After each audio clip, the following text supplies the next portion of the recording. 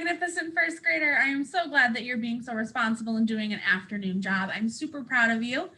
Today, I have a pretty cool read aloud all about the sun that I think you'd really enjoy.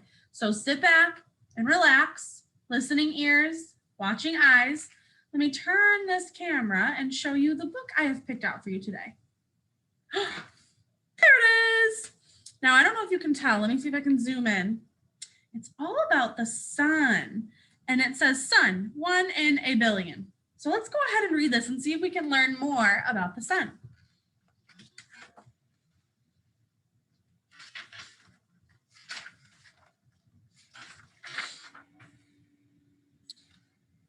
Once upon a time, about 4.6 billion years ago, a magnificent and important star was born.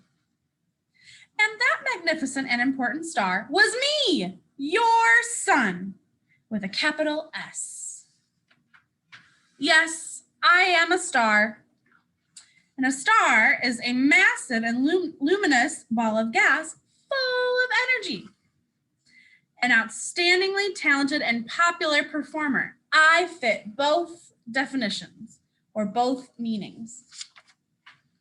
The Milky Way galaxy has over 100 billion stars. Look, there's me. That makes me 1 in a billion, or 1 in 100 billion.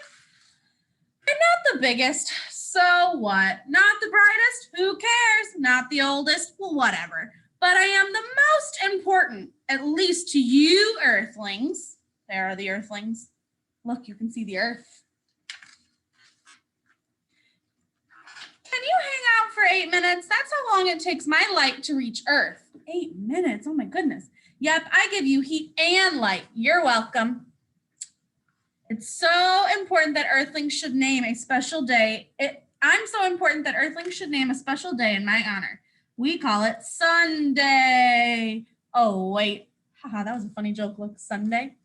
I wanted you to notice on this page, the reason the sun is so important is because it gives light.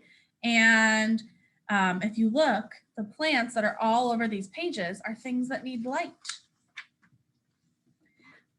I'm famous for my heat and light, but I also hold our entire solar system together. Look, there's the sun with all those planets. Scientists call it gravity. What can I say? The planets are attracted to me. And because I'm the center of our solar system, life revolves around me, literally. So there's Neptune, Saturn, Uranus, Venus, Earth, Mars, Mercury, and Jupiter. It says, look, they all go in the same direction. So they're all moving, following that arrow around the sun. Those other stars are far, far away from Earth, which makes them look teeny tiny and not so important. I'm close, a mere 93 million miles from Earth. To an Earthling, I look like this. Ding. But Neptunians, I'm 2,795 million miles away, and I look like this. If I were Neptunians, there's no known life. If there were Neptunians, there's no known life on Neptune. So that means people don't live on Neptune, right?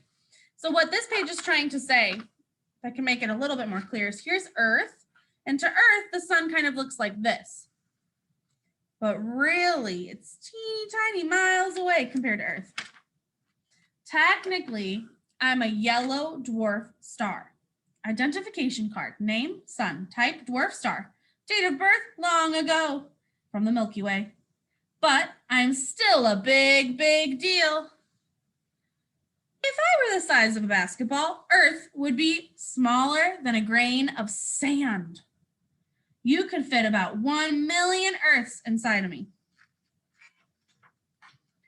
But you can't fill me with Earths because I'm hot stuff. And then it says compare. A hot summer day, 90 degrees Fahrenheit. A pizza oven, 700 degrees Fahrenheit.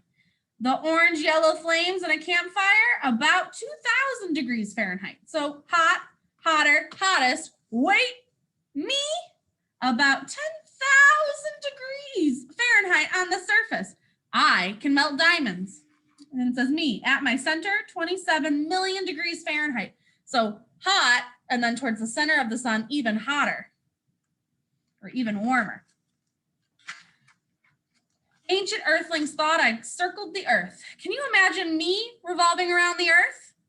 Uranus, Jupiter, Venus, Saturn, Mars, Moon, Mercury, Neptune, Sun, Earth.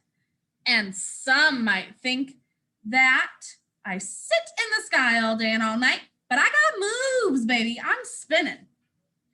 And because I'm not solid, my middle moves faster than my top and bottom. So if you look to where this arrow is pointing, it says about 25 Earth days to rotate. And then if you look at this point, it says about 36 Earth days to rotate. It says, don't try this at home.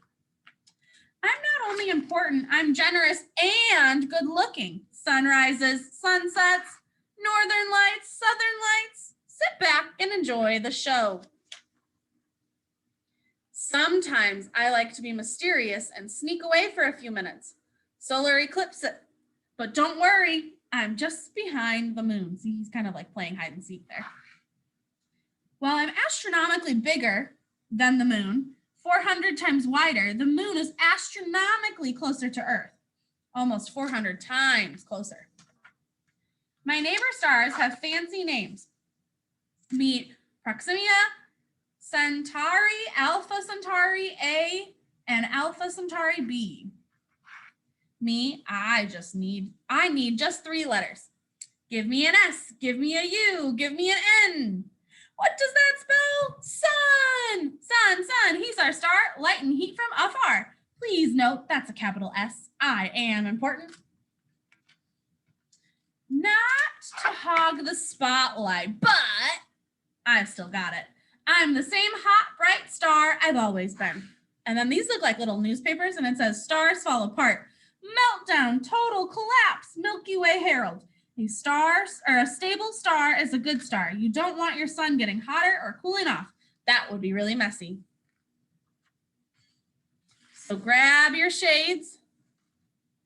I plan to be in the biz for another 6 billion years. You and me, we've got a bright future together.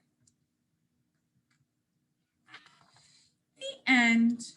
And then if you look, it's still got a whole bunch of information all about the sun.